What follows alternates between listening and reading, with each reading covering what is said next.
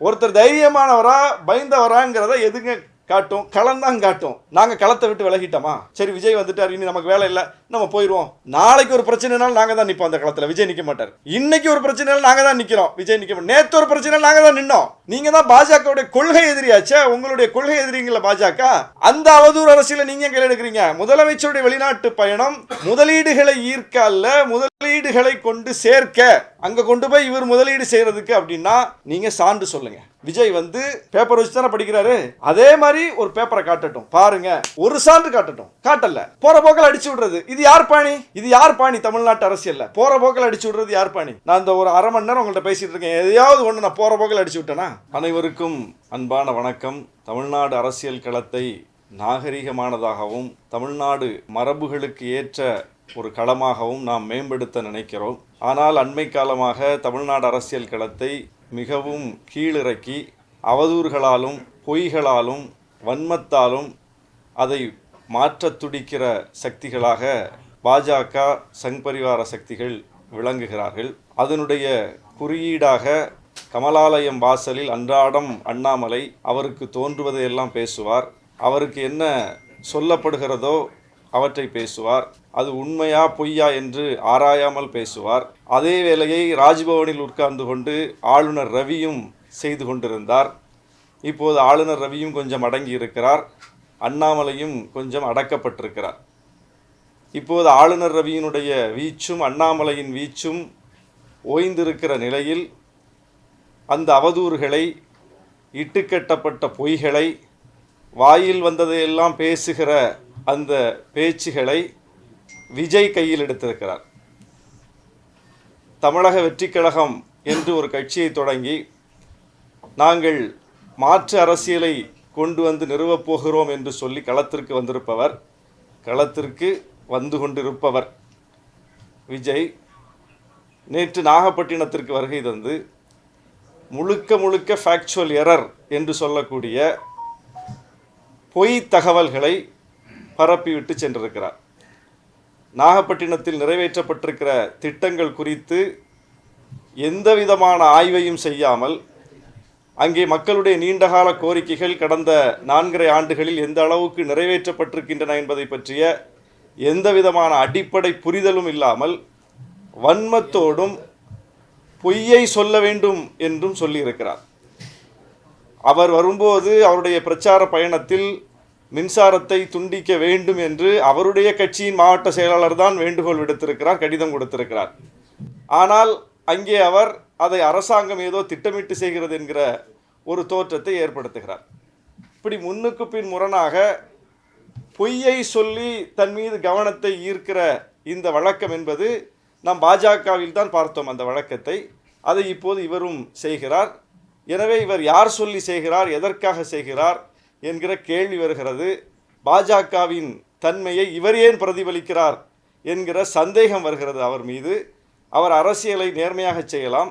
புதிய அரசியல் சக்தி என்று தன்னை காட்டிக்கொள்பவர் புதிய அரசியலை செய்ய வேண்டும். ஏற்கனவே இந்த மண்ணிலிருந்து துடைத்தெறியப்பட வேண்டிய அரசியலாக நாம் எந்த அரசியலை பார்க்கிறோமோ, அவதூறு அரசியல், வன்ம அரசியல், அதை இவர் ஏன் கையில் எடுக்கிறார் என்கிற கேள்வி எழுந்திருக்கிறது. அவர் நாகப்பட்டினம் குறித்து வைத்த அத்தனை கேள்விகளுக்கும் நம்மிடம் பதில் இருக்கிறது. ஏற்கனவே அரசு அதை தெளிவுபடுத்தி இருக்கிறது. கடந்த 4.5 ஆண்டு காலத்தில் நாகப்பட்டினத்தினுடைய பல்வேறு கோரிக்கைகள் நிறைவேற்றப்பட்டிருக்கின்றன.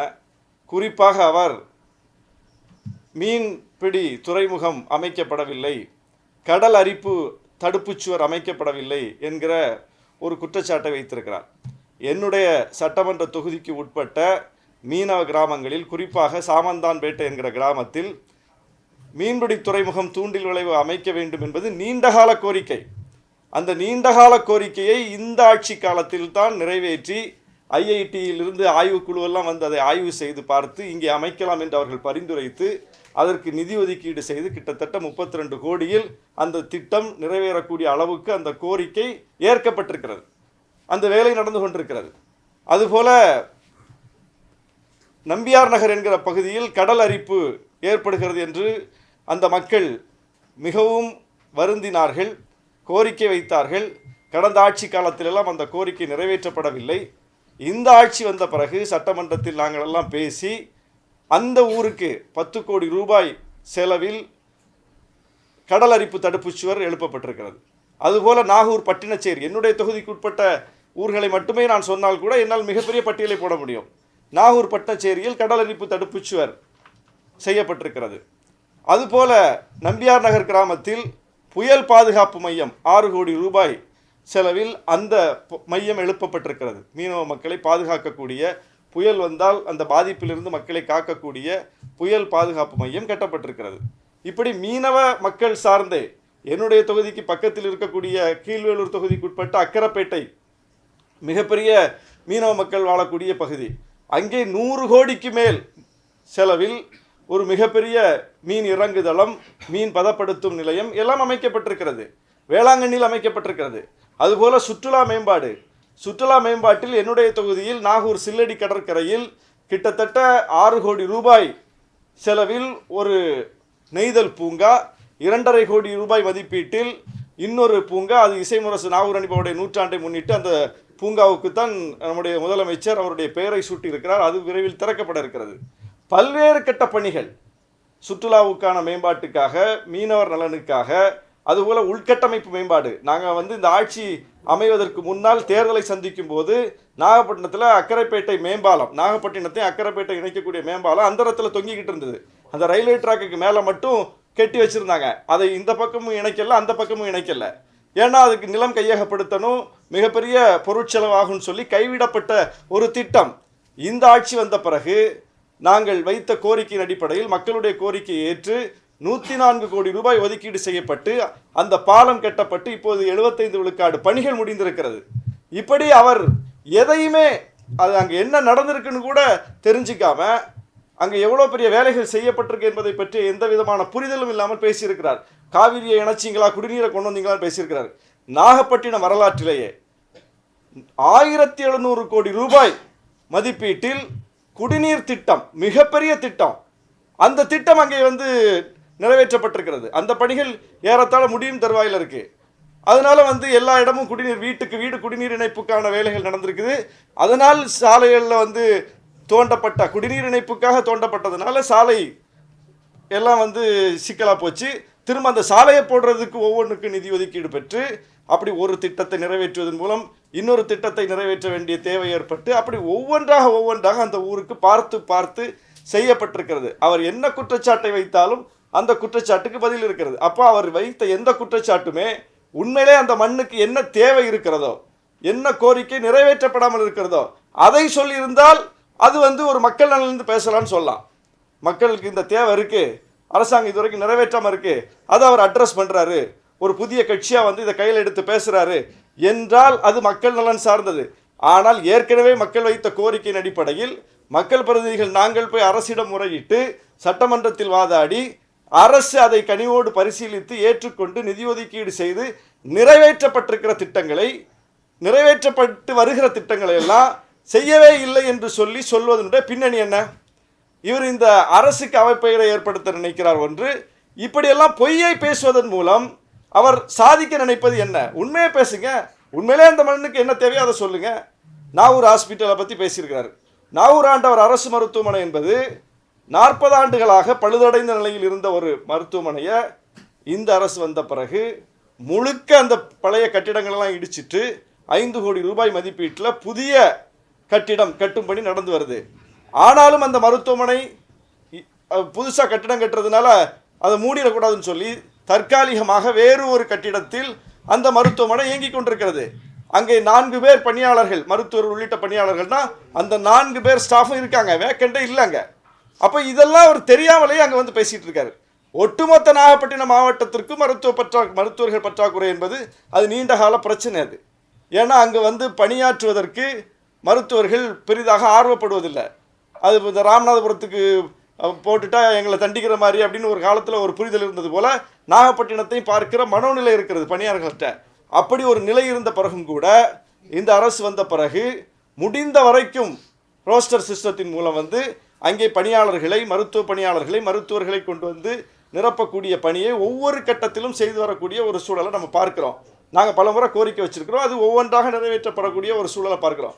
இப்படிப்பட்ட இடத்தில் சுற்றுலா தொடர்பாக அவர் வைத்த குற்றச்சாட்டு, மருத்துவத்துறை தொடர்பாக அவர் வைத்த குற்றச்சாட்டு, உள்கட்டமைப்பு தொடர்பாக அவர் வைத்த குற்றச்சாட்டு, கோட்டை வாசலில் வந்து பாலம் வந்து கெட்டாமல் இருக்காங்க, பழுதடைந்துருச்சு அப்படின்னு சொல்கிறாரு. கோட்டை வாசல் பாலத்தை பற்றி ஒரு ஆய்வை செய்து, பொதுப்பணித்துறையின் மூலம், நெடுஞ்சாலைத்துறையின் மூலம் ஆய்வு செய்து, அந்த பாலம் ஸ்டெபிலிட்டியாக இருக்குது, அது இன்னும் பல ஆண்டுகள் தாக்கு பிடிக்கும், தாங்கும் என்று ரிப்போர்ட் வந்திருக்கு. அப்போ பல ஆண்டுகள் தாக்கு பிடிக்கக்கூடிய அளவுக்கு வலிமை பொருந்தி இருக்கக்கூடிய ஒரு பாலத்தை போய் யாராவது இடிப்பாங்களா? அரசுகிட்ட என்ன இப்போ கஜானாவில் நிரம்பியா இருக்குது பணம். அப்போது தேவை ஏற்படும் போது தான் அதை செய்ய முடியும். அப்போ அதையும் ஆய்வு செய்து விட்டு ரிப்போர்ட் சாதகமாக வந்ததுனால அதை இப்போ தேவையில்லை, அது இடிக்க வேண்டியதில்லை, அது நல்லா இருக்குது, இன்னும் பல ஆண்டுகள் அது தாங்கும் என்பதனால் அந்த பாலம் கட்டலை. எங்கே பாலம் தேவையோ அங்கே கட்டிக்கிட்டு இருக்கோம். அப்படி எல்லா திட்டமும் நான் பட்டியல் போட்டு சொல்ல முடியும், பெரிய லிஸ்ட்டு, அது அவ்வளோ பெரிய லிஸ்ட்டு தேவையில்லை. தொகுதி மக்களுக்கு தெரியும், அவங்க பார்க்குறாங்க இந்த அரசு அமைந்த பிறகு அங்கே எப்படி இன்ஃப்ராஸ்ட்ரக்சர் ஒவ்வொன்றா டெவலப் ஆகிருக்கு, இந்த 5 ஆண்டுகளுக்கு முன்னால் பார்க்காத காட்சி இப்போ எப்படி பார்க்குறோம் அப்படிங்கிறத அந்த மண்ணின் மக்கள் புரிந்து கொண்டிருக்கிறார்கள். அப்போ இவருக்கு உண்மையை சொல்லி அரசியல் செய்வதற்கு ஏதும் இல்லாததனால் அவதூறு அரசியலை, பொய் அரசியலை கையில் எடுத்திருக்கிறார். அது நீடிக்காது, நிலைக்காது. அவர் வந்து ஒரு நாகரிக அரசியல் செய்யட்டும், உண்மையிலே மக்களுக்கு என்ன தேவையோ அதை பேசட்டும். அதை விடுத்து விட்டு அண்ணாமலையினுடைய இடத்தை நிரப்புவதற்கு அவர் தேவையில்லை, RN ரவியினுடைய இடத்தை நிரப்புவதற்கு அவர் தேவையில்லை. தமிழ்நாட்டில் இப்படி நிறைய பேர் நம்ம பார்த்துட்டோம். அந்த இடத்தை பிடிப்பதற்கு விஜய் ஏன் துடிக்கிறார் என்பதுதான் நம்முடைய கேள்வி. பல்கலைக்கழகத்தில் எந்த துறையுமே இல்லைன்னு சொன்னார், அது திருவாரூரில் போய் பேசியிருக்காரு. அது திருவாரூர் மத்திய பல்கலைக்கழகம். ஒன்றிய அரசிட்ட நம்ம வந்து ஒவ்வொன்றையும் பெறுவதற்கு, அதுவும் கல்வி ரீதியாக பெறுவதற்கு எவ்வளவு பெரிய போராட்டத்தை நடத்திக்கிட்டு இருக்கோம். இந்த மாநில அரசு எவ்வளோ பெரிய போராட்டத்தை நடத்திட்டு இருக்குது. மாநில கட்சிகளை களத்தில் இறங்கி எப்படிப்பட்ட போராட்டங்களை நம்ம நடத்திட்டு இருக்கோம்னு தெரியும். அப்போ அவர் யாரை குற்றச்சாட்டணும்? ஒன்றிய அரசு தொடர்பாக, இப்போ ரயில்வே ஸ்டேஷன் தொடர்பாக ஒரு குற்றச்சாட்டு வைக்கிறார், ஒன்றிய பல்கலைக்கழகம் தொடர்பாக ஒரு குற்றச்சாட்டு வைக்கிறார். அதுவும் ஒழுங்காக தெரிஞ்சுக்கிட்டு வச்சிருக்கலாம். அப்போது ஒன்றிய அரசை நோக்கி அவர் நம்மளோட சேர்ந்துல பேசணும். எங்கே பேசுகிறாரு? பாஜக தொடர்பான விஷயங்களில் அவர் எங்கே வெளிப்படுறாரு? அப்போ அவருக்கு திமுகவை குறிவைப்பதற்கான அஜெண்டா யாராவது கொடுத்துருக்காங்களா? அதுதான் ஒரு வேலையா? ஒரு கட்சியை குறிவைப்பது என்பது ஒரு புதிய சக்தியின் வேலையா? எந்த காலத்திலையும் தமிழ்நாட்டு அரசியல் நான் பார்த்தது இல்லையா? ஒரு புதிய வரவு என்றால் என்ன செய்வாங்க? இருக்கிற எல்லாரும் தப்பும்பாங்க. இந்த கட்சி தப்பு, இந்த கட்சி தப்பு, இவங்க செய்யலை, அவங்க செய்யலை, நான் செய்வேன் அப்படின்னு தான் ஒரு புதிய சக்தி களத்துக்கு வரும். ஆனால் இங்கே எந்த கட்சியை பற்றியும் பேசுறது கிடையாது, பேச வேண்டியதை பேசுறது கிடையாது. தமிழ்நாடு இன்றைக்கு சந்தித்து வரக்கூடிய மிகப்பெரிய நெருக்கடியே ஒன்றிய பாஜகவால் வந்திருக்கிற நெருக்கடி தான். நம்முடைய மாநில உரிமை தொடர்பான விஷயங்களில் பாஜகவோட நிலைப்பாடு, ஒன்றிய அரசுடைய நிலைப்பாடு, கல்வி தொடர்பான விஷயத்தில் ஒன்றிய அரசுடைய நிலைப்பாடு, நம்முடைய நிதி ஆதாரங்கள் விஷயத்தில் ஒன்றிய அரசுடைய நிலைப்பாடு, நம்முடைய நதிநீர் பிரச்சனைகளில் ஒன்றிய அரசுடைய நிலைப்பாடு, ஒவ்வொன்றையும் பாருங்கள். எந்த பக்கம் திரும்பினாலும் நமக்கு முட்டுக்கட்டை போடுவதாகவும், நமக்கு முரண்பாடான கருத்தை கொண்டு வந்து நம் மீது திணிப்பதாகவும் இருப்பது யாரு? எந்த கட்சி, எந்த அரசு? அப்போ அந்த அரசை நோக்கி நீங்கள் என்ன உங்களுடைய வெளிப்பாடு இருக்குது? அப்போ வெளிப்பாடே இல்லை, மேம்போக்காக இருக்குது. இன்றைக்கி ஒன்றிய அளவில் ராகுல் காந்தி ஒரு மிக முக்கியமான பிரச்சனையை கையில் எடுத்து போராடிக்கிட்டு இருக்கிறார், வாக்கு திருட்டு. அதை இந்த புதிய சக்தி விஜய் எந்த அளவுக்கு அட்ரஸ் பண்ணுறாரு? அப்போ அந்த பக்கம் திரும்புறதே கிடையாது. சும்மா ஒரு தீர்மானத்தை போடுறது, அந்த தீர்மானத்தை கூட மாநாட்டில் வாசிக்கிறது கிடையாது. மறைமுகமாக இவங்களே பூட்டி வச்சுக்கிட்டு ப்ரெஸ்ஸுக்கு ஒரு அறிக்கையை கொடுத்துட்டு போயிடுவாங்க. மாநாட்டில் வச்சா மக்களுக்கு தெரிஞ்சிடும்ல. அப்போ மக்களுக்கு தெரிஞ்சிடவும் கூடாது, அந்த பிரச்சனை பேசுபொருளாகவும் ஆகிடக்கூடாது. ஆனால் தீர்மானம் நாங்கள் நிறைவேற்றியிருக்கோம்னு சொல்கிறதுக்கு, ஒரு சான்றுக்கு காட்டுறதுக்கு ஒரு பேப்பர் வேணும். இப்படிப்பட்ட ஒரு அரசியலை செய்து கொண்டிருக்கிறார். இந்த அரசியலை வந்து இங்கே உட்காந்துக்கிட்டு ஒப்பீனியன் மேக்கர்ஸ் உட்காந்துட்டு ஆஹா ஓஹோ அவர் பேச்சை பார்த்தீங்களா, ஃபயர் விட்டார் பார்த்தீங்களா, அப்படி பார்த்தீங்களா, இப்படி பார்த்தீங்களான்னா என்ன ஃபயர் விட்டார்? நான் கேட்குற கேள்விக்கு பதில் சொல்லட்டும். நாகப்பட்டினம் தொடர்பாக நேற்று அவர் பேசிட்டு போனதில் ஒரு கேள்விக்கு அவர் பதில் சொல்லட்டும். அப்போ அது எப்படி ஃபயர் விட்டதாகும்? இங்கே என்னங்க எல்லாருமே வந்து இதாக உட்காந்துட்டு இருக்கோமா? யார் வேணாலும் எப்படி வேணாலும் பேசிட்டு போகலாம், பதில் சொல்கிறதுக்கு ஆள் இல்லையா? அப்போது அப்படியெல்லாம் இல்லை. தமிழ்நாட்டு அரசியல் களம் அப்படி இல்லை. தமிழ்நாட்டு அரசியல் களத்தை மக்கள் கூர்மையாக பார்க்கிறார்கள். அவருக்கு கூடுகிற கூட்டம் என்பது அவருடைய சினிமா கவர்ச்சிக்கு கூடுகிற கூட்டம். தமிழக வெற்றி கழகம் என்கிற கட்சியையே தொடங்காமல் இதே விஜய் அவர்கள் நாகப்பட்டினத்துக்கு வந்திருந்தார்னு வைங்க, நேற்று வந்தது அப்படியே ஒரு கட்சியெல்லாம் விட்டுருங்க, தாவேக்கா கிடையாது, விஜய் நாகப்பட்டினத்துக்கு வர்றாருன்னு சொல்லி அறிவிக்கப்பட்டு ஒரு நாள் பயணம் அந்த ஊரில் அவர் நிகழ்த்தினா இந்த கூட்டம் வருமா வராதா? இதே கூட்டம் வரும், இதோட கூடுதலாக கூட வரும். எல்லோரும் வந்து கூட பார்த்துருப்பாங்க. ஏன்னா அப்போ வெறும் விஜயா, ஒரு நடிகர் விஜயா, எல்லா கட்சிக்காரங்களும் வந்து பார்த்துருப்பாங்க. அப்போது அவருக்கு இருக்கிற அந்த சினிமா கவர்ச்சி என்பது அது ஒரு நிலையானது. அதை வைத்துக்கொண்டு அவர் வந்து அப்படி ஃபயர் விட்டுட்டார் இப்படி ஃபயர் விட்டுட்டார்னு சொல்லி இப்படி பல பேர் பேசுவதும், இல்லாத ஒன்றை இருப்பதாக காட்டுவதும், அவர் வந்து கேள்விகளாக அடுக்கி விட்டார், சவால் விட்டு விட்டார், தைரியம் இருக்கான்னு கேட்டுட்டார். முதல்ல நீங்கள் பிரஸ்ஸை சந்திக்க அந்த தைரியம் இருக்கா உங்களுக்கு? ஒரு கேள்விக்கு பதில் சொல்லுங்க. பத்திரிகையாளர்களை சந்திக்காத தலைவர்களே கிடையாது உலகத்தில். ஊடகவியலாளர்கள் வைக்கக்கூடிய கேள்விகளை எதிர்கொள்வதுதான் துணிச்சல். அரசியலில் அந்த துணிச்சல் வேணும். முதல் அடிப்படை தகுதி அதுதான்.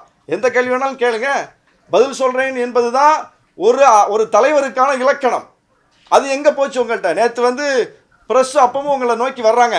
நீங்கள் அவங்கள வந்து பார்க்காத போதும், அவங்கள வந்து நீங்கள் பார்க்க விரும்பாத போதும் அவங்க கடமையை செய்கிறாங்க, மைக்கை நீட்டுறாங்க, உடனே கண்ணாடியை தூக்குறீங்க. என்னன்னு கூட கேட்குறதுக்கு உங்களுக்கு வந்து துணிச்சல் இல்லை. நீங்கள் துணிச்சலை பற்றி மற்ற தலைவர்களுக்கு சவால் விடுறீங்க. முதல்ல இந்த அடிப்படை துணிச்சலை நீங்கள் பெறுங்கள். இது துணிச்சல்னு கூட சொல்ல முடியாது, இது ஒரு சாதாரண அடிப்படையான ஒரு தகுதி. இந்த தகுதி கூட நீங்கள் இன்னும் அடையவில்லை. அப்போ நீங்கள் வந்து ஒரு பிம்பம். உங்களுடைய புகழ் என்பது சினிமாவின் மூலம் கிடைத்திருக்கிற புகழ். உங்களுக்கு எல்லாரும் ரசிகர்களாக இருக்காங்க. நாங்கள் கூட உங்கள் படத்தை விரும்பி பார்க்கக்கூடியவர்களாக இருக்கிறோம். அடுத்த படம் வந்தாலும் பார்ப்போம், கடைசி படத்தையும் பார்த்தோம்.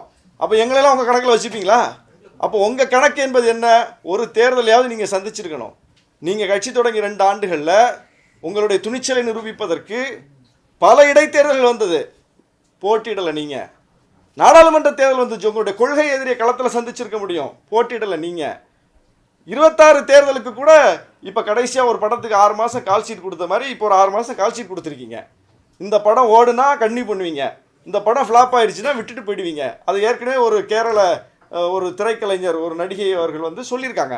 அவர்கிட்ட நான் பேசும்போது அவர் சொன்னார் அப்படின்னு. அது உண்மையாக போயான்னு தெரியல, ஆனால் அவங்க சொல்லியிருக்காங்க, அதை நீங்கள் மறுக்கலை. அப்போ இப்படித்தான் இந்த அரசியல் வந்து முன்னிறுத்தப்படுகிறது. இதை அவ்வளோ பெரிய ஒரு சுயம்புவாக களத்திலிருந்து வர்ற ஒரு லீடரோடு ஒப்பிட்டு, எக்ஸ்டம்போராக பேசக்கூடிய லீடர்ஸோடு ஒப்பிட்டு, எந்த கேள்வி வைத்தாலும் பதில் சொல்லக்கூடிய லீடர்ஸோடு ஒப்பிட்டு, ஃபயர் விட்டுட்டாரா அப்படி விட்டுட்டாருன்னு 10 பேர் ஏன் பேசுகிறீங்க? அப்போது இது ஒரு வேலை திட்டம் போல் இருக்குது, புனைவாக இருக்குது, ஒரு செயற்கையாக இருக்குது. ஒரு கட்சியை தொடங்குவதும் அவரை வந்து ரொம்ப தள்ளி கொண்டு வந்து விடுறது களத்தில். அவர் வரவே மாட்டார், வீக்கெண்டில் வருவார், எப்போது ஒரு நாள் வருவார், ஏதாவது ஒன்று பேசுவார். அதுவும் வந்து ரொம்ப ஸ்கிரிப்டடாக பேசுவார், எதுவும் திடீர்னுலாம் பேச சொன்னால் பேச மாட்டார். அப்போ இப்படி வந்து ஒரு வடிவமைக்கப்பட்ட ஒரு தலைமை, ஒரு வடிவமைக்கப்படுகிற ஒரு கட்சி, ஒரு டிசைனாக இருக்குது எல்லாம். இது வந்து தமிழ்நாட்டு அரசியலுக்கு உகந்ததல்ல. நீங்கள் மக்கள் பிரச்சனையை பேசுங்க. நீங்கள் மக்கள் பிரச்சனையை உங்கள் கவனத்துக்கு வந்து அதன் மீது அக்கறை கொண்டு நீங்கள் பேசியிருந்தால் நாகப்பட்டினத்தில் வந்து இப்படி பொய்யையும் புரட்டையும் பேசியிருக்க மாட்டீங்க. உண்மையிலேயே நாகப்பட்டினம் மக்களுக்கு என்ன பிரச்சனை இருக்குன்னு பேசியிருப்பீங்க. அந்த மக்கள்கிட்ட இன்னும் கோரிக்கை நிறைவேற்றப்படாமல் கோரிக்கை என்ன இருக்குது அதை எடுத்து அட்ரஸ் பண்ணியிருப்பீங்க.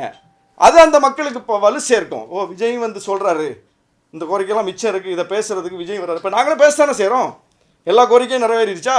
அப்போ சட்டமன்றத்தில் அடுத்த கூட்டம் நடந்தால் நாங்கள் என்ன எல்லா கோரிக்கையும் நிறைவேறிச்சிச்சு, எனக்கு டைம் தேவையில்லை, வாழ்க அப்படின்னு சொல்லிட்டு உட்கார போகிறோம்? சட்டமன்ற கூட்டத்தில் எப்போ கூடும், அடுத்தது எந்த பிரச்சனையை பேசலான்னு தானே காத்திருக்கோம். அப்போ அது மாதிரி இன்னும் நிறைவேற்றப்படாத கோரிக்கைகள் இருக்குது, மக்களுக்கு தேவைகள் இருக்குது. அதை பேசுவதற்கு ஒரு கட்சி வந்து பேசலாம், பல கட்சிகள் பேசணும், பல தலைவர்கள் பேசணும். மக்களின் குரலாக பல தலைவர்கள் பல கட்சிகள் பேசும்போது தான் அந்த குரலுக்கு ஒரு பெரிய வலிமை சேரும், அந்த கோரிக்கை நிறைவேற்றப்படும். அப்படி ஒரு சக்தியாக விஜய் வந்தால் அது மக்களுக்கான அரசியல்.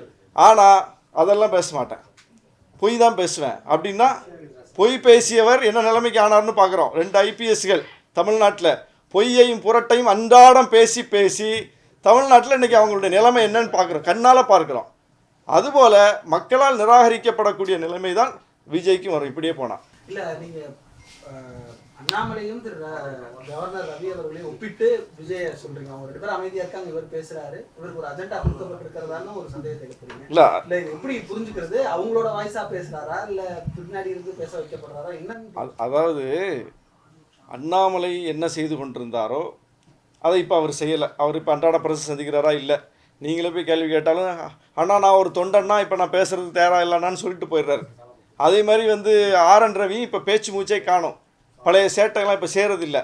அவரும் வந்து அந்த நீதிமன்ற தீர்ப்புக்கு பிறகு, உச்ச நீதிமன்றம் ஓங்கி தலையில் குட்டிய பிறகு அவரும் வந்து அந்த பழைய வீரியத்தோடு இல்லை. அப்போ 2 பேரும் கிட்டத்தட்ட ஓய்வு பெற்ற நிலையில் ஆகிவிட்டார்கள். அப்போ அவங்க டிஸ்சார்ஜ் ஆனோடனே இவர் அட்மிட் ஆயிருக்கார். இவர் அட்மிட் ஆகி ஒரு பாசிட்டிவான அரசியலை முன்னெடுத்தால் நாம் வரவேற்க தயாராக இருக்கிறோம். இவர் கட்சி தொடங்கியவுடன் வரவேற்ற முதல் கட்சி விடுதலை சிறுத்தைகள் கட்சி. இவர் மாநாடு அறிவித்தவுடன் வாழ்த்து சொன்ன முதல் தலைவர் எங்களுடைய தலைவர் எழுச்சி தமிழர். அப்போ எங்களுக்கு காழ்ப்பு கிடையாது, வன்மம் கிடையாது, அது எங்களுக்கு தேவையும் இல்லை. அவரோட கூட்டணி சேரலாங்கிற எதிர்பார்ப்பு நாங்கள் இல்லை. அவர் கூட்டணிக்கு அழைச்சார், போனோமா? அந்த மாதிரி கணக்கு எங்களுக்கு கிடையாது. அப்போ நாங்கள் உள்ளன்போடு பார்க்குறோம். வரட்டும், யார் வேணாலும் வரட்டும், வந்து கட்சி தொடங்கட்டும், அவங்க கருத்தை சொல்லட்டும், அவங்க கொள்கையை பேசட்டும். மக்கள்கிட்ட அவங்களுக்கு ஏற்பு இருந்தால் அவங்க நிற்க போகிறாங்க. மக்கள் ஏற்கலைன்னா ஒரு தேர்தலோட காணாமல் போயிடுவாங்க. இதுதான் நம்ம பார்த்துட்டு வர அரசியல். அப்போ அதில் ஏன் நம்ம போய் அவர் மேலே வன்மத்தை கக்கிக்கிட்டு, அது நமக்கு தேவையில்லை. ஆனால் அவர் இப்போது இருக்கிற கட்சிகளின் மீது வன்மத்தை கக்குகிறார். இந்த வன்மத்தை கக்குகிற அரசியல் என்பது யாருடைய அரசியல்? அதுதான் நான் கேட்குறேன். வன்மத்தை கக்குகிற அரசியல், பொய்யை புரட்டை சொல்லுகிற அரசியல், ஃபேக்சுவல் எரரோடு பேசுகிற அரசியல் யாருடைய அரசியல்? அதனால தான் நான் ரவியையும் அண்ணாமலையும் ஒப்பிட்டு சொல்கிறேன். இது ஒரு அவருக்கு கூடுகிற கூட்டம், இல்லை அவருக்கு வரக்கூடிய அவர் சொல்கிற விஷயம், இது எல்லாமே உங்கள் கூட்டணிக்கும் உங்கள் கட்சிக்கும், குறிப்பாக நீங்கள் சட்டமன்ற உறுப்பினராக உங்களுக்கும் ஒரு ஒரு ஒரு அழுத்தத்தையோ நெருக்கடியோ ஏற்படுதுன்னு நினைக்கிறீங்களா? இல்லை எப்படி பார்க்கறது இது? இந்த 3 விஷயத்தையும் ஒப்பிட்டு எப்படி? அதான் நான் சொல்லிட்டேன், அவருக்கு எல்லா தரப்பிலும் ரசிகர்கள் இருக்கிறார்கள், நாமும் அவருடைய ரசிகர்களாக இருக்கிறோம். அப்போ எல்லா தரப்பும் அவரால் ஈர்க்கப்பட்டவர்களாக ஏற்கனவே ஒரு களத்தில் இருக்கும்போது அவர் வந்து ஒரு புதிய களத்தில் வெறும் சினிமா பற்றி மட்டும் பேசலை, அரசியல் பேசுகிறார். அவர் வந்து வெறும் சினிமா நடிகராக மட்டும் இல்லை, இப்போ ஒரு தலைவர் ஆயிட்டார். அவர் ரசிகர் மன்றம் மட்டும் வச்சுக்கல, இப்போ ஒரு கட்சி நடத்துகிறார்.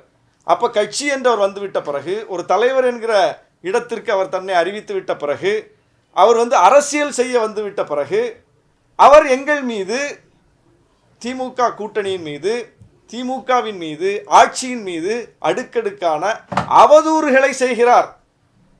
கேள்வி வைக்கால் பதில் சொல்லலாம், குற்றச்சாட்டு வச்சா பதில் சொல்லலாம், அவதூறு செய்கிறார். அப்போ அதை கட்டுடைக்க வேண்டிய, அந்த அவதூறை அம்பலப்படுத்த வேண்டிய தேவை எங்களுக்கு ஏற்படுது. உடனே நாங்கள் ரியாக்ட் பண்ணிட்டா இவங்கெல்லாம் பயந்துட்டாங்க. ஒருத்தர் தைரியமானவரா பயந்தவராங்கிறத எதுங்க காட்டும்? களம்தான் காட்டும். நாங்கள் களத்தை விட்டு விலகிட்டோமா, சரி விஜய் வந்துட்டார், இனி நமக்கு வேலை இல்லை, நம்ம போயிடுவோம். நாளைக்கு ஒரு பிரச்சனைனாலும் நாங்கள் தான் நிற்போம் அந்த களத்தில், விஜய் நிற்க மாட்டார். இன்னைக்கு ஒரு பிரச்சனைனாலும் நாங்கள் தான் நிற்கிறோம், விஜய் நிற்க மாட்டோம். நேற்று ஒரு பிரச்சனை நாங்கள் தான் நின்னோம். எங்கே பிரச்சனை தமிழ்நாட்டில் யாருக்கு என்றாலும் உடனே களத்திற்கு போவது, போராடுவது, அதை எடுத்து பேசுவது, உலகத்தில் யாருக்கு நடந்தாலும் பேசுவது, நாங்களாக தான் நிற்கிறோம். அப்போ களத்தை விட்டு நாங்கள் அப்புறப்படுத்தப்படவில்லை, அப்புறப்படுத்த முடியாது. எங்களை இஷ்யூ தான் வழி நடத்த போகுது. எங்களை இஷ்யூவை வந்து விஜய் எடுப்பாரா கையில்? பாஜக எதிர்ப்பை திமுக கூட்டணியை விட தீவிரமாக அவர் முன்னெடுத்தார்னு காட்டுங்க, நாங்கள் அவரை பற்றி பயப்படலாம். ஆக நம்ம ஒரு அடி பாஞ்சா அவர் 2 அடி 3 அடி போகிறாரு, அப்போ நம்ம அரசியலுக்கு சிக்கல் வந்துருச்சு, ஐயையோ ஆட்டங்கானது நம்ம அரசியல்னு நாங்கள் பயப்படலாம். அவர் என்ன கையில் எடுத்துட்டாரு? அதான் நான் கேட்குறேன். பிஜேபி எதிர்ப்பில் எங்களை விட என்ன அவர் ஒரு படி மேலே போயிட்டார். அப்போ மேம்போக்கான சில விஷயங்களை செய்து இந்த வாக்குகளை குறிவைக்கிறார். அதுதான். அப்போ நம்ம அதை உடைக்க வேண்டிய தேவை இருக்குல்ல. அவர் வந்து சிறுபான்மையினர் வாக்குகளை உடைக்க வர்றாரு, பிஜேபி எதிர்ப்பு வாக்குகளை உடைத்து அதில் கொஞ்சமாவது ஒரு உடைப்பை ஏற்படுத்தினா இந்த பக்கம் ஒரு சலனத்தை ஏற்படுத்த முடியும், அது வேறு சக்திகளுக்கு ஒரு சாதகமான சூழலை உருவாக்கும்னு அவர் நினைக்கிறார், அல்லது அவருக்கு பின்னால் இருக்கக்கூடியவர்கள் நினைக்கிறாங்க. அப்போ அந்த இடத்துல அவருடைய நோக்கம் என்ன, அவருடைய அரசியலுடைய பின்னணி என்னங்கிறத பேச வேண்டிய தேவை இருக்குது. அவர் எங்களை பற்றி பொய் சொல்லும்போது அது பொய் என்று சொல்ல வேண்டிய ஒரு தேவை எங்களுக்கு ஏற்படுது. இதை கூட நாங்கள் சொல்லக்கூடாதா? சரி, இப்போ நாகப்பட்டினத்தில் கோஸ்டல் ஏரியா மேங்க்ரோவ் காடுகள் வந்து இப்போ இல்லைன்றது 2022 ஆர்டிகல்ஸ்லாம் வந்துருக்கு. அதுதானே பேசுகிற ஒரு அடிஷனல் ஃபோர்ஸாக வந்து உங்களுக்கு ஹெல்ப் பண்ணுறாரு. இப்போ ஃபிஷரிஸ், இப்போ மீனவர்கள் இருக்கக்கூடிய இடத்துல ஒரு ஃபிஷரிஸ் காலேஜ் கேட்குறாரு, இதில் என்ன தப்பு இருக்குன்றீங்க? அதாவது ஏதும் ஒன்று இதுவரையிலும் செய்யப்படவில்லை என்றால், அப்படி ஒரு கட்டமைப்பு இதுவரை இல்லை என்றால் அந்த இடத்துல புதுசாக ஒரு விஷயத்தை அட்ரஸ் பண்ணுவாங்க. ஆனால் இந்த அலையாத்தி காடுகளை மேம்படுத்துவதற்கு பட்ஜெட்டில் மிகப்பெரிய அளவுக்கு நிதி ஒதுக்கீடு செய்யப்பட்டு அதை மேம்படுத்தக்கூடிய வேலையை அரசு செஞ்சுருக்கு. அப்போ ஒன்று நடந்திருக்கும் போது அதை மறைத்து விட்டு ஒன்றுமே நடக்கவில்லைங்கிற தோற்றத்தை ஏன் கொடுக்கணும்? மீன்வள பல்கலைக்கழகம் ஜெயலலிதா அம்மையார் பேரிலேயே நாகப்பட்டினத்தில் இயங்கிக்கிட்டு இருக்குது. அது கடல்சார் பல்கலைக்கழகம் இல்லையா? மீன்வள பல்கலைக்கழகம்னா என்ன, விவசாயம் சார்ந்ததா? அது என்ன நெசவாளர் சார்ந்ததா? அது கடல் சார் ஒரு துறை தானே அது. அப்போ கடல் சார்ந்த ஒரு மீன்வள பல்கலைக்கழகம் நாகப்பட்டினத்தில் இயங்கிக்கிட்டு இருக்கு. அதை கூட நாகப்பட்டினத்திலிருந்து வெளியே அதை கொண்டு போயிடலாம், சென்னை போன்ற இடத்துக்கு கொண்டு போயிடலாங்கிற ஒரு முயற்சி நடந்தபோது அது தடுத்து நிறுத்தப்பட்டு அங்கே தான் அது இயங்கணும்னு சொல்லி அது தொடருது. அங்கே அந்த பெயரை, ஜெயலலிதா அம்மா பெயரை அந்த பல்கலைக்கழகத்திற்கு வைப்பதற்கு ஆளுநர் அந்த அரசாணைக்கு கையெழுத்து போடாமல் திருப்பி அனுப்பிட்டார். அதை இந்த அரசு போராடி சட்டமன்றத்தில் அதற்கு மசோதா கொண்டு வந்து அதை வந்து திரும்ப நிறுவுவதற்கான வேலை இந்த அரசு செஞ்சுருக்குது. அது ஜெயலலிதா அம்மா பேர் தானே, போனா போகுதுன்னு விடல. அப்போ ஏற்கனவே இங்கே இருக்கிற ஒன்றை ஏன் இல்லைன்னு சொல்கிறீங்க? மத்திய அரசையும் கேட்குற ரயில் ஃபேக்ட்ரி எடுத்துட்டாங்க, அதெல்லாம் 100 வருஷத்துக்கு முன்னாடி பிரிட்டிஷ் ஆட்சி காலத்தில் உள்ள பிரச்சனை. அதை இப்போ யார்கிட்ட போய் கேட்குறது? லண்டன் கவுன்சிலில் தான் முறையிடணும். இந்த முதலமைச்சருடைய வெளிநாடு பயணத்தை வந்து அவர் விமர்சனம் பண்ணியிருக்காரு. முதலமைச்சர் வெளிநாட்டில் முதலீடு பண்ணுறது தான் போயிருக்காரு, முதலீட்டை ஈர்க்க போகல அப்படிங்கிற மாதிரி முதலமைச்சருடைய குடும்பத்தின் மீதுமே வந்து தனிப்பட்ட. நான் தொடக்கத்திலே அண்ணாமலை பாணியில் அவர் போகிறான்னு சொன்னேன்ல, இது யாருடைய பாணி சொல்லுங்கள்? முதலமைச்சர் 2022 துபாய் பயணம் மேற்கொண்ட போது அண்ணாமலை கமலாலயம் வாசலில் நின்று என்ன சொன்னார்? நிறைய பேப்பர்ஸ்லாம் எடுத்து போட்டார், A4 சீட்டு எக்ஸல் சீட்லாம் எடுத்து போட்டு, பாருங்கள் இந்த கம்பெனி இது வந்து இவருக்கு தான், இவர் காசு தான், இவர் இங்கே போய் இப்படி வருது அப்படி வருதுன்னு எக்ஸல் சீட்லாம் எடுத்து போட்டார்ல. இந்த நிமிடம் வரை அண்ணாமலை அதை நிரூபிச்சிருக்காரா? அவர் கையில் தானே ஈடி இருக்குது, அவங்க கட்சி கையில் தானே எல்லா துறையும் இருக்குது. இந்த நிமிடம் வரை முதலமைச்சருடைய 2022ஆம் ஆண்டு வெளிநாட்டு பயணங்கள் குறித்து பாஜக பிரஸ்ஸை கூட்டி பத்திரிகையாளர் முன்னிலையில் வைத்த குற்றச்சாட்டுகளுக்கு இந்த நிமிடம் வரை பாஜக சான்றுகளோட ஒரு முடிவு சொல்லியிருக்கா? அதை நிறுவியிருக்கா? இல்லை, அது அன்னைக்கு செய்தியோட போயிடுச்சு, அவ்வளோதான். அப்போ அன்னைக்கு பரபரப்புக்கு அந்த பயணத்தை கொச்சைப்படுத்துவதற்கு அவங்களுக்கு அன்னைக்கு தேவைப்பட்டது. அது நீங்கள் ஏன் சார் அந்த இதை கையில் எடுக்கிறீங்க? நீங்கள் தான் பாஜகவுடைய கொள்கை எதிரியாச்சே, உங்களுடைய கொள்கை எதிரிங்கள பாஜக. அந்த அவதூறு அரசியலை நீங்கள் கையில் எடுக்கிறீங்க. முதலமைச்சருடைய வெளிநாட்டு பயணம் முதலீடுகளை ஈர்க்க அல்ல, முதலீடுகளை கொண்டு சேர்க்க. அங்கே கொண்டு போய் இவர் முதலீடு செய்கிறதுக்கு அப்படின்னா நீங்கள் சான்று சொல்லுங்கள். விஜய் வந்து பேப்பர் வச்சு தானே படிக்கிறாரு, அதே மாதிரி ஒரு பேப்பரை காட்டட்டும், பாருங்கள், ஒரு சான்று காட்டட்டும்.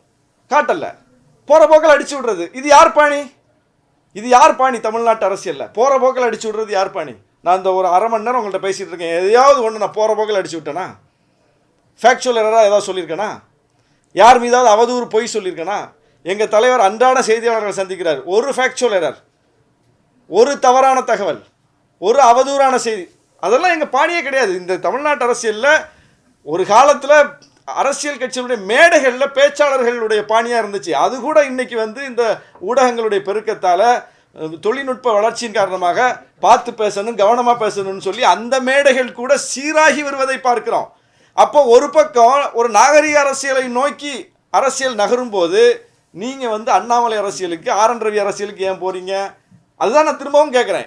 இது வந்து typical RN Ravi politics, typical Annamalai politics. முதலமைச்சருடைய வெளிநாட்டு பயணங்கள் குறித்து அண்ணாமலை என்ன குரலில் பேசினாரோ இன்னைக்கு பேசுறதுக்கு அவர் இல்லை, இவர் பேசுறார். ஜூலை 19 எடப்பாடி பழனிசாமி வேளாங்கண்ணி, நாகை உள்ளிட்ட பகுதிகளுக்கு வந்து நம்பியூர் நகர் மீனவர் மீன்பிடிக்கிற பற்றி பல்வேறு குற்றச்சாட்டுகளை முன்வச்சார். பட் எடப்பாடி குற்றச்சாட்டை விட விஜய் குற்றச்சாட்டுக்கு நம்ம முக்கியத்துவம் கொடுக்கணும்னா அவர் ஒரு பொலிட்டிக்கல் ஃபோர்ஸாக இருக்காருன்னு அர்த்தம். எடப்பாடியினுடைய குற்றச்சாட்டுக்கு ஏன் வந்து நாங்கள் இந்த அளவுக்கு பதிலடி கொடுக்கலன்னா, அவர் எந்த பிரச்சனையை சொல்கிறாரோ, நம்பியார் நகரில் மீனவர்கள் ஒவ்வொருவருடைய தலையிலையும் கடன் ஏற்றப்பட்டிருக்கு. அதாவது ஒரு துறைமுகத்தை செய்கிறோம் என்று சொல்லி அதிமுக ஆட்சி காலத்தில் ஒரு துறைமுகத்தை அறிவித்து நம்பியார் நகருக்கு நாங்கள் பண்ணித்தரோம்னு சொல்லி நிதியை எப்படி கொடுத்தாங்கன்னா, ஒவ்வொரு மீனவரும் கடனாக கொடுப்போம், நீங்கள் திருப்பி கட்டணும் அப்படின்னு சொல்லி ஒரு திட்டம். எங்கேயாவது இப்படி கேள்விப்பட்டிருக்கோமா? நம்பியார் நகர் இருக்கக்கூடிய ஒவ்வொரு மீனவர் தலையிலும் பல லட்சம் கடனை ஏற்றி வைத்து போன அரசு அதிமுக அரசு. நாங்கள் இப்போ நான் பட்டியல் போட்டு சொன்ன எந்த திட்டமும் மீனவர் தலையில் ஏற்றப்பட்ட கடன் கிடையாது, அரசு ஒதுக்கீடு செய்து நிறைவேற்றப்பட்டிருக்கிற திட்டங்கள். அதைத்தான் நான் இப்போ பட்டியல் போட்டேன். ஆனால் நம்பியார் நகர் மீனவர்கள் மீது இன்னைக்கு ஒவ்வொருவர் தலையிலும் பல லட்சங்கள் கடன் சுமை இருக்கிறதுனா திட்டத்தை கொடுத்துட்டு நீங்களே கெட்டிக்கிங்க அப்படின்னு சொல்லி கடனாக கொடுக்கப்பட்டது. இப்போ அந்த மீனவர்கள் என்ன கோரிக்கை வைக்கிறாங்கன்னா, இந்த கடனை தள்ளுபடி பண்ணுங்கள், எங்களால் கட்ட முடியாது அப்படின்னு கோரிக்கை வச்சுட்ருக்காங்க. அதை நாங்கள் இந்த அரசுக்கு சொல்லியிருக்கோம், முதலமைச்சர்கிட்ட நேரடியாக சொல்லியிருக்கோம். முதலமைச்சர் கடந்த மார்ச் மாதம் நாகப்பட்டினம் வந்தபோது நேரடியாக திடுமென அந்த பிரச்சனையை அவர் வண்டியில் போகும்போது சொல்லிக்கிட்டு இருக்கோம். அப்படியா வண்டியை திருப்புங்க அப்படின்னு சொல்லி திட்டமிடாமலேயே முன்னறிவிப்பு இல்லாமலேயே அந்த ஊருக்கு வர்றோம்னு கூட சொல்லல. முதலமைச்சர் நேராக போய் நம்பியார் நகரில் நின்னார். நின்று அந்த மக்கள்கிட்ட கடற்கரையில் இறங்கி கேட்டார் என்ன பிரச்சனை அப்படின்னு. அந்த மக்கள் இந்த பிரச்சனையை சொன்னாங்க.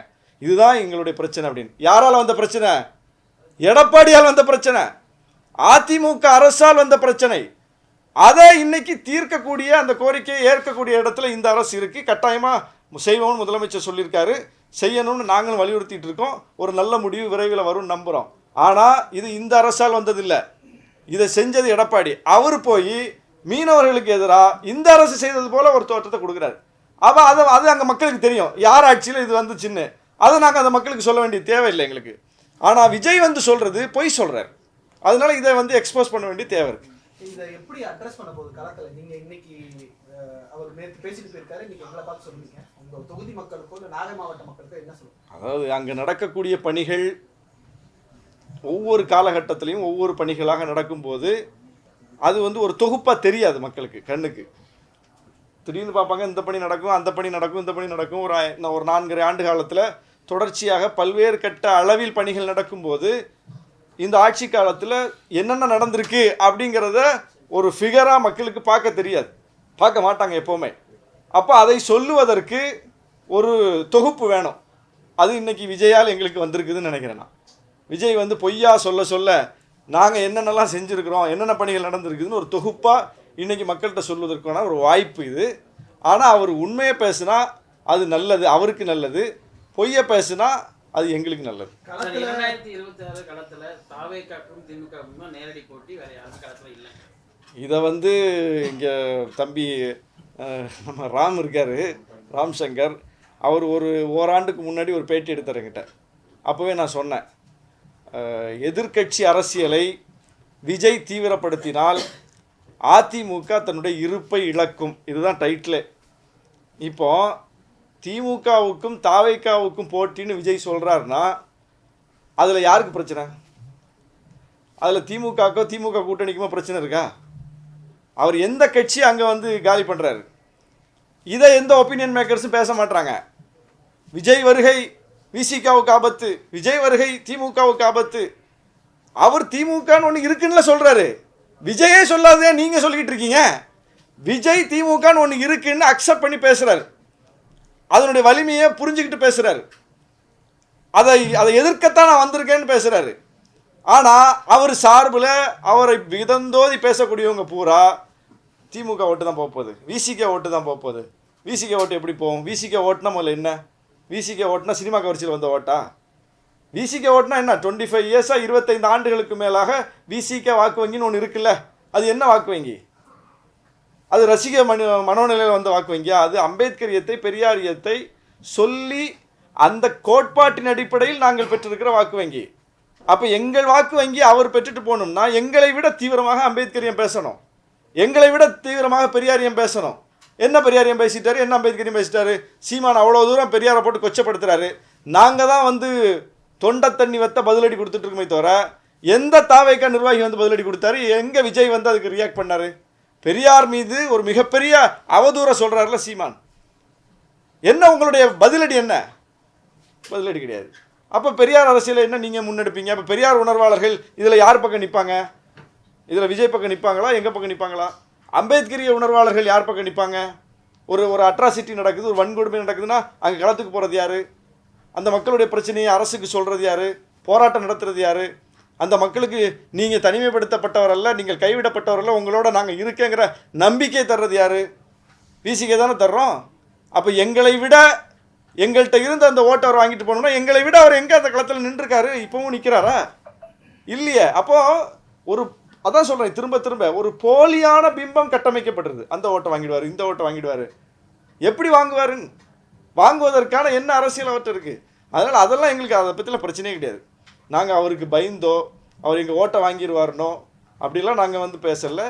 எங்கள் மீது வைக்கப்படுகிற குற்றச்சாட்டுக்கு பதில் சொல்கிறோம், அவ்வளோதான். நன்றி, மிக்க நன்றி.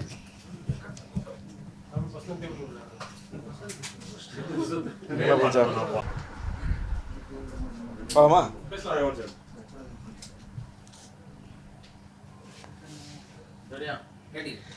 அப்போ திமுகவுக்கு மாற்று தாவேக்கா தான், திமுக வெர்சஸ் தாவேக்கா, திமுகவா தாவேக்காவா தான், அதுதான் இனி தமிழ்நாடு அரசியல்னு விஜய் பேசுகிறாரு, திரும்ப திரும்ப பேசுகிறாருன்னா அந்த இடத்துல அவர் யாரை காலி பண்ணுறாரு? அதிமுக என்கிற கட்சியவே அவர் காலி பண்ணுறாரு. அதிமுக என்கிற கட்சியை அதிமுக உள்ளே இருந்தே பலர் காலி பண்ணிட்டாங்க. பிஜேபி தன் பங்குக்கு பாதி காலி பண்ணிருச்சு. இப்போ விஜய் வந்து திமுகவுக்கு எதிர் நான் திமுக எதிர் அரசியலை தான் கூர்மைப்படுத்துகிறேன்னு சொல்லுவதன் மூலம் திரும்ப திரும்ப டிஎம்கே வெர்சஸ் டிவிகே என்று அவர் பேசுவதன் மூலம் அதிமுக என்கிற ஒரு மாபெரும் கட்சி, தமிழ்நாட்டை அதிக முறை ஆண்ட கட்சி, ஜெயலலிதா எம்ஜிஆர் போன்ற மாபெரும் தலைவர்களால் வழிநடத்தப்பட்ட கட்சி, இன்றைக்கும் களத்தில் மிகவும் உயிர்ப்போடு இருக்கக்கூடிய ஒரு கட்சி. அந்த தொண்டர்கள் வந்து ரொம்ப ஆக்டிவானவங்க, ரொம்ப விசுவாசமானவங்க, அந்த சின்னத்துக்குன்னு ஒரு மிகப்பெரிய செல்வாக்கு இருக்குது. இதெல்லாம் யாருமே டிஸ்பியூட்டே பண்ண முடியாது.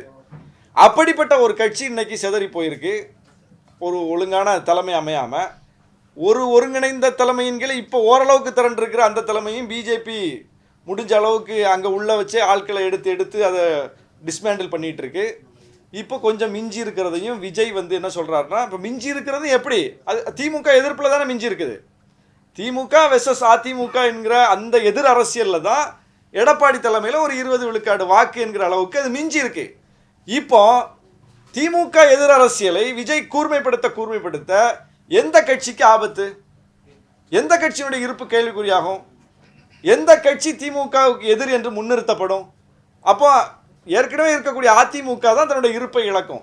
அப்போ ஒப்பீனியன் மேக்கர்ஸ் இப்படி பேசுங்க, விஜய் வருகையால் அதிமுகவுக்கு ஆபத்துன்னு பேசுங்க, விஜய் வருகையால் அதிமுக செல்வாக்கு இழக்கும்னு பேசுங்க, விஜய் வருகையால் அதிமுக தன்னுடைய தன்மை இழக்கும்னு பேசுங்க.